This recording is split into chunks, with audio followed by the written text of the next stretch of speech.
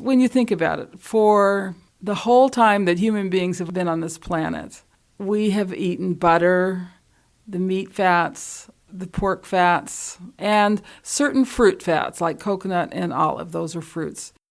We didn't have these vegetable oils until about 130 years ago. That's when they came onto the market. And that's exactly the time that we started to see this huge increase in chronic disease, degenerative disease.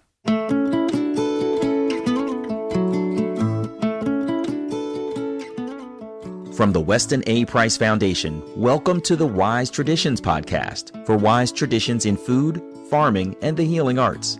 We're your source for scientific knowledge and traditional wisdom to help you achieve optimal health.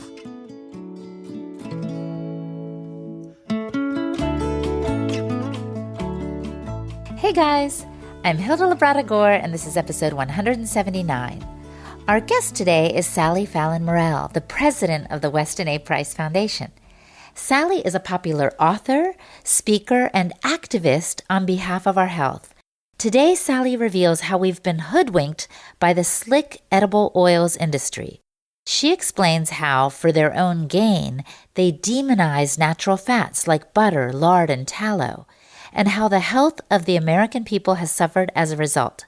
This eye-opening conversation probes the junk science behind the movement to abandon traditional fats.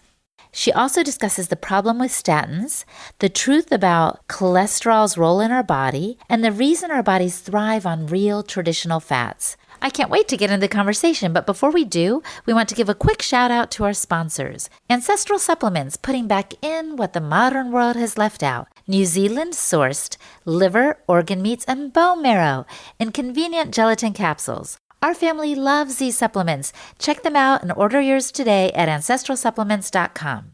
Hey, and have you heard? Our Wise Traditions Conference is slated to be held November 15th to the 17th with a farm tour on the 18th, right outside of Dallas, Texas. So mark your calendars today and stay tuned for more details. It's going to be an amazing event, and you will not want to miss it. This is Holistic Hilda, and you're listening to Wise Traditions. Welcome to Wise Traditions, Sally. Thank you, Hilda. It's always fun to be with you. Well, and you are a wealth of information. You've done a talk on the oiling of America. Can you review some of the main points on that? Well, the oiling of America is a talk I developed with Mary Enig. The title was her idea. And of course, the oiling means that you're sort of putting it over on people. You're cheating people. So the oiling of America, very slick, okay? And she always said it was very slick the way the industry, the edible oil industry, or I should say the inedible oil industry, sold their product to Americans and stopped us from using animal fats and got us to replace that with the vegetable oils. Because back in the day, our ancestors, they used rendered lard and tallow for cooking. And how did these companies promote this different kind of oil? Well, it was really a very, very clever, and it's been going on for 100 years practically. And yes, talking about the oils we used, also all the fries were done in beef tallow or lamb tallow. Actually, McDonald's used lamb tallow. It was deodorized, which is maybe not a good thing, but tallow is the ideal fat for deep frying because it's very stable and it doesn't break down into rancid byproducts. So what they did was they got the men in the white coats to do their advertising for them. So what do vegetable oils?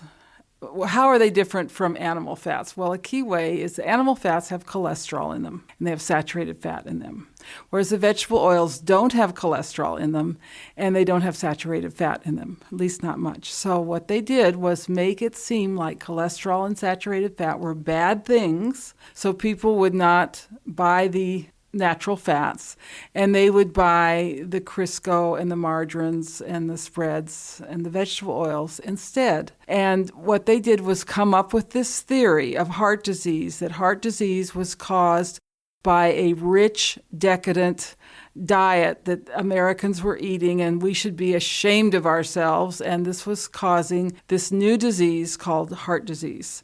Well, when you actually looked at the statistics, the animal fats had already been going down and heart disease was going up, so it wasn't the animal fats, it wasn't butter.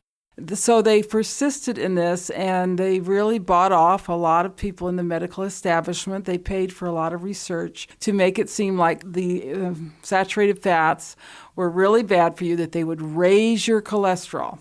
So that presupposes that your cholesterol levels have some kind of correlation with whether or not you're going to get heart disease. And the early studies showed that there was no correlation. There really was no science to support this. But the government got involved, of course, and set up the National Institutes of Health, and the National Institutes of Health was firmly committed to this cholesterol hypothesis from the beginning. And they published a little book about heart disease, and there were 4 references in this book proving, so to speak, quote unquote, that the animal fats were causing heart disease, and that heart disease was associated with your cholesterol levels in your blood. And so what I do in this talk, The Oiling of America, is go through those 4 studies and show that they actually were total junk science, that they didn't show anything. This is so important because, a lot of information is floating around out there, and people really want to know what the science is about fats because it's very confusing. It is very confusing, and that's one of the reasons we set up the Weston A. Price Foundation, is to be a repository of information on fats and oils and their relationship to disease, starting with heart disease. But of course, they're accused now of causing all the diseases. Now they're accused of causing diabetes and cancer and all these other diseases. But anyway, so one of these studies was the Framingham study, which looked at risk factors over 40 years in the town of Framingham, Massachusetts. And they were looking at 40 different risk factors. Ironically, the highest risk factor to heart disease was uric acid in the blood. But you never hear about uric acid, do you? No, you don't. No. And uric acid is often associated with sugar consumption, but they wanted to hide that part. So they came out with this final report on the Framingham study, which implicated cholesterol levels. If you have high cholesterol, you're going to be more apt to get heart disease. And what I do is show how they cheated on this, that actually between 180 and 350, which is 99% of the population, it was a flat. There was no correlation. At 330 and at 180, you were just as likely to get a heart attack. Uh-huh. So there was no correlation, and they actually came back, I think it was 15 years later, and looked at the people again, and what they found was that those who had lower cholesterol got more heart disease. But of course, that never reached the newspapers. And I remember this in the 50s, seeing an advertisement on television for margarine, and they were talking about the Framingham study, and sort of implicating that this Framingham study was proving that margarine was going to be good for you.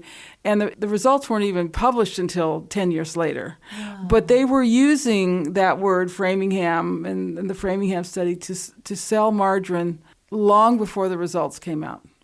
Kind of interesting. Very interesting. Yeah. And probably long before they started putting the little heart logo on a lot of these oils. Yeah. And people are very persuaded by these things. Yes, they are. Now, of course, we've since found out, thanks to the work of Mary Enig, that these trans fats in these margarines were just deadly, and that it would be much better to eat saturated fats. And so they have gotten the trans fats out. You don't see a lot of ads for margarine anymore. It is still sold in the stores.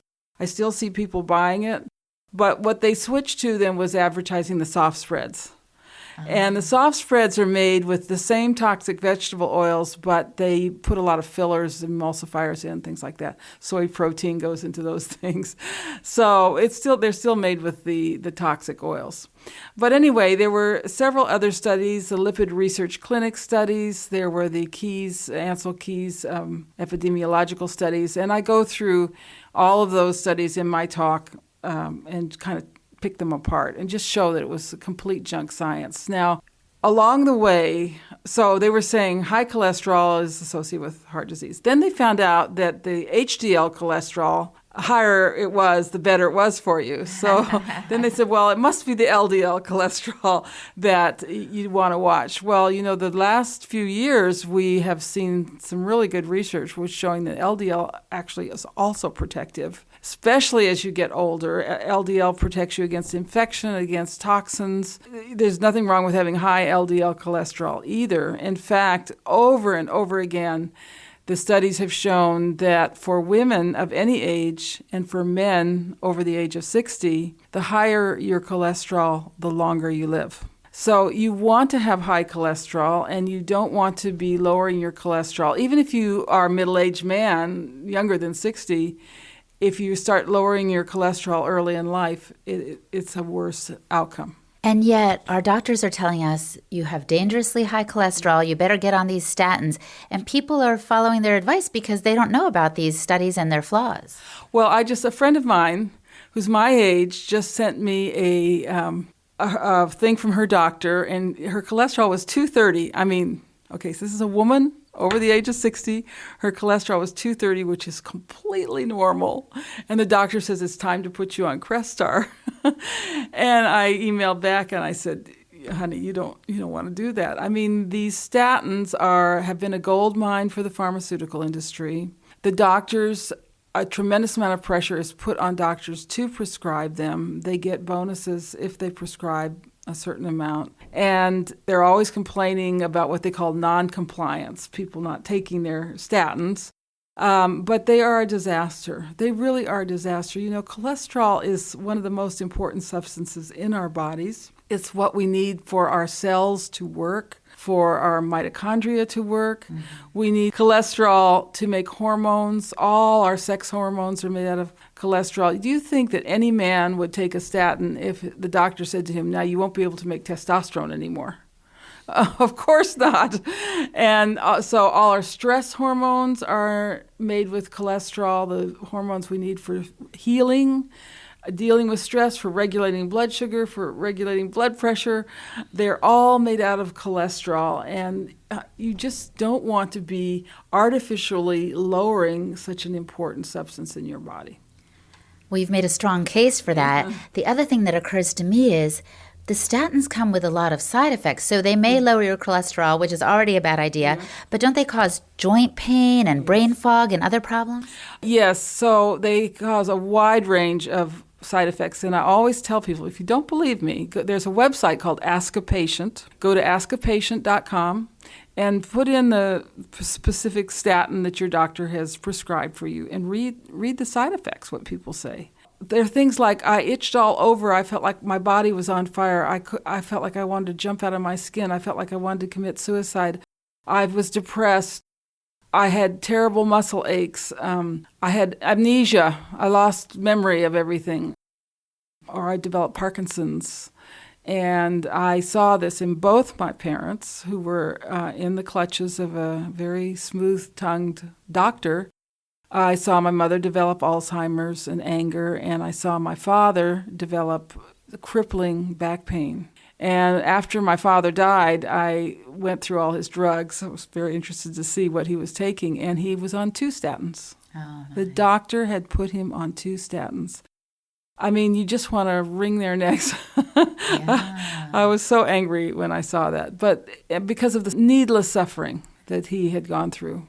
And even, I understand, some younger and younger patients are taking statins, even children. Is that true? Well, the thing is, they've kind of maxed out their patient base because 50% of all patients, when they're put on the statins, stop within a year because they make them feel so bad. And all they have to do is go on the internet and type in statin dangers, and they find out, these things are not very good for you. And then there's more and more people refusing them. So they have to expand their patient base. And one way they're doing this is giving them to younger and younger people. Also overseas, of course, they've got millions of people overseas that they can prescribe these drugs to. And if you're in a nursing home or any kind of institution, you can't stop them from giving you statins. That's the first thing they do is prescribe a cholesterol-lowering medication. And that is absolutely the last thing you want to do to an elder. The elders need lots of cholesterol to protect them against cancer, protect them against aging, frailty, infection, Let's put it this way. It's getting to be a harder and harder sell for the medical profession. And so the drug companies put more and more pressure on the doctors to prescribe these. Of course, we will put a link in the show notes to the 2 websites you just mentioned and to the article you wrote called Seniors a Dumping Ground for the pharmaceutical companies, right? Yeah, it's called Our Seniors Dumping Ground for Drugs. The article, The Oiling of America, is on our website. You can link to that. Okay. Unfortunately, my copyrighted presentation is also out there on the internet, and I've never taken steps to take it down because I think it's such important information for everybody. Coming up, Sally corrects a common misconception about cholesterol in our diet. You're listening to the Wise Traditions podcast from the Weston A. Price Foundation. We pause now to recognize our sponsors. Mountain Rose Herbs. They offer high-quality, organically grown herbs, spices, teas, and botanical goods. They are big on the things that we all care about, quality. Their products are certified organic. They are vibrant, tasty, and proven safe. Responsible sourcing from organic farmers and wild harvesters. They offer a wide variety of products including essential oils, candles, soaps, and more. Plus, they've earned a zero waste certification in Oregon. So go to Mountain Rose Herbs at mountainroseherbs.com and place an order today and get 10% off at checkout with the coupon code WAPF, which is good through the end of the year. That's mountainroseherbs.com. And Living Collagen by Ancestral Supplements. Ancestral Supplements offer New Zealand-sourced nose-to-tail organ meats, bone marrow, and living collagen in simple, convenient gelatin capsules. Traditional peoples and early ancestral healers believed that eating the organs from a healthy animal would strengthen and support the health of the corresponding organ of the individual. For instance, the traditional way of treating a person with a weak heart was to feed the person the heart of a healthy animal. Similarly, concentrated amounts of cartilage-derived collagen was believed to support joints, bones, cartilage and skin, hair and nail health. Grass-fed living collagen retains bioactive growth factors that are otherwise absent in the modern world. So visit ancestralsupplements.com to see what they can do for you. Ancestral Supplements, putting back in what the modern world has left out. This is Holistic Hilda, and you're listening to Wise Traditions. Now, Sally, aren't some people also trying to lower their cholesterol in a misguided fashion by lowering the amount of food that they take in that has cholesterol in it? Yes. So remember, all animal foods contain cholesterol, and especially the fats. So people are thinking, well, I shouldn't eat animal fats. But actually, even Ansel Keys admitted this, that the cholesterol that you eat in your diet has nothing to do with your cholesterol levels in your blood. The cholesterol levels in your blood have to do with what your body needs. If your body is under a lot of stress, you're going to make more cholesterol because you need it to make stress hormones. If you have a lot of injury in your body, like in your blood vessels, because probably you've been eating bad fats, so vegetable oils, your body will make more cholesterol for healing. The cholesterol is the body's healing substance. And anytime, if you've had an injury, the last thing you want to do is take a statin while you're healing from something, because your body's making cholesterol to heal. Scars have a lot of cholesterol in them. And if you're not making enough cholesterol to form that scar, to close the flesh that's been injured, you're going to start to get chronic inflammation, things that don't heal, chronic pain, that kind of thing. So let's say I'm just average Joe out there and kind of buying what I've been sold by the oily companies. What's going to happen when I take in some of these fake fats into my body? Well, the fats, so we have the statins are very bad, but we also have the fake fats. So this is the liquid vegetable oils, the spreads, the margarines, the fats that they're using in fried foods, McDonald's and fast food fried foods, and pretty much all the fats in processed foods. When you look at cookies and pastries and, on nuts, peanut butter, whatever. And all I see is canola oil, soybean oil. Yeah, soybean oil. Yeah. And it's not just in the grocery store. It's also in the Whole Foods and the health food stores. They're not using butter. They're not using lard, okay? And these all are associated with pretty much every degenerative disease that we have, starting with heart disease, but they're very much implicated in cancer. The number one cause of cancer is free radicals in rancid vegetable oils. Yeah. So, and then even obesity, they've done studies and found that people who are eating a lot of trans fats gain more weight than people eating the same number of calories eating butter. So, obesity, heart disease, type 2 diabetes, premature aging. Ladies, there were plastic surgeons in Los Angeles who did studies, and they found that the women who were using a lot of vegetable oils had far more wrinkles. That one fact alone should be enough to make you just never touch that stuff. Yeah. And I've heard someone say the longer the shelf life of something, the shorter your own. Yeah. And in one case, they promote these oils because they are shelf stable, quote unquote, because of all the processing they've gone through. That's exactly right. So long shelf life, short human life. So you want to buy things that spoil and eat them before they spoil. But it just, when you think about it, for the whole time that human beings have been on this planet, we have eaten butter, the meat fats, the pork fats, and certain fruit fats like coconut and olive. Those are fruits. We didn't have these vegetable oils until about 130 years ago. That's when they came onto the market. And that's exactly the time that we started to see this huge increase in chronic disease, degenerative disease. That's mind-blowing. Mm-hmm.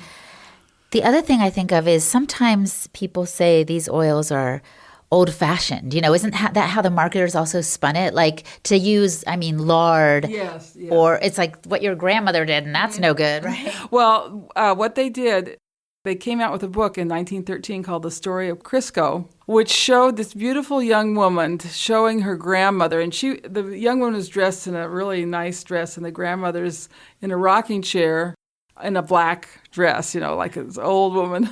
And she's showing her the can of Crisco and how wonderful and modern it is. And this book it's used in advertising textbooks to show it was brilliant. It was a brilliant advertising campaign.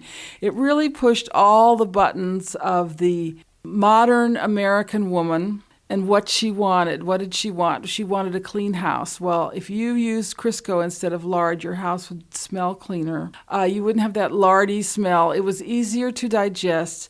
And your children would grow up with better characters if you used Crisco instead of lard. I kid you not, that's what it said. And that was everything that the American woman wanted. She wanted a nice, clean house. She wanted her children to be good children. And boy, they push those buttons. Yeah, in a very effective manner. Yeah. So we want to push back against that, right? Yeah. What else would you say to someone who is still questioning, I don't get this whole oil thing, I don't even know where to start? Whoa. Well, I would come to the Weston A. Price Foundation, westonaprice.org, and go to our Know Your Fats page and start there. And I also happen to have a book on this subject called Nourishing Fats, which really goes through the whole history of this. Chapter 2 is a kind of technical discussion of what these fats are like. You can skip that if you want, but all the diagrams are there for people who are more science-minded. And then I go through what these industrial fats have done to us, how they've contributed to cancer, they've contributed to heart disease. They're especially bad for growing children, and growing children absolutely need cholesterol and animal fats for their brains and for their feel-good chemicals to be happy. And we've taken this all away from them in this misguided notion that they cause heart disease. And every time I turn around on a playground or a park, the children, they just don't look well, Sally. You can tell just by looking at them. And they look unhappy, too. They are either kind of torpid and low energy, or they're this kind of wild, frenetic, angry energy. But you're right. We have such a serious problem in this country, and it all has to do with this change in the types of fats we're eating. Well, what are some other reasons that we should be eating animal fats, Sally? Well, the animal fats contain the critical vitamins, A, D, and K, that we cannot get anywhere else. And these were the vitamins that Dr. Price found were so important for growth, for physical attractiveness, for protection against disease, so for mental wellness.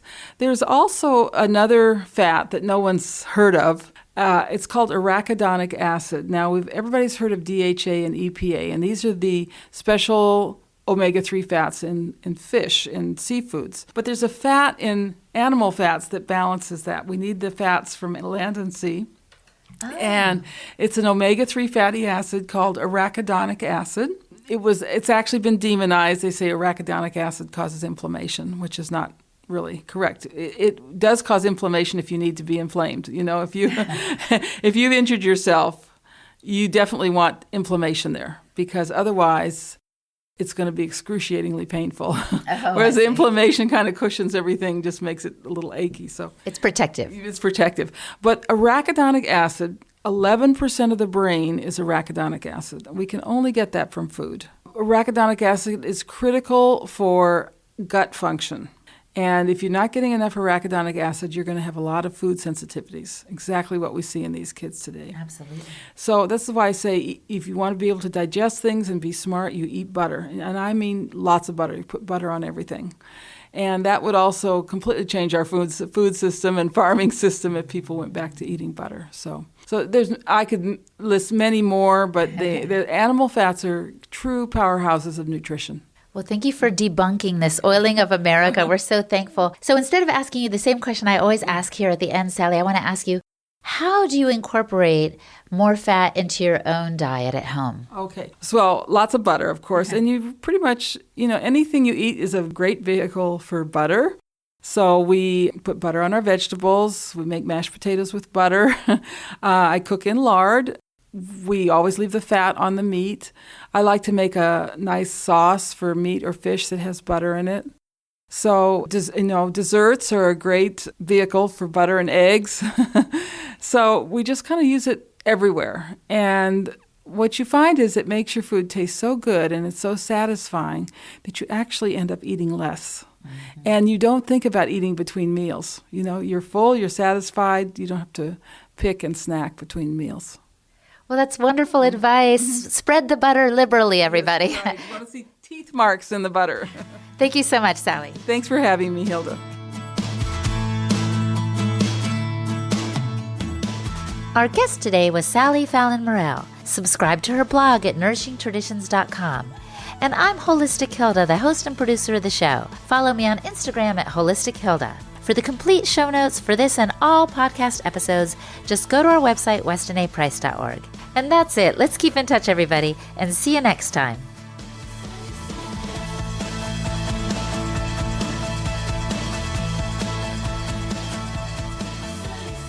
On behalf of the Weston A. Price Foundation, thanks for listening.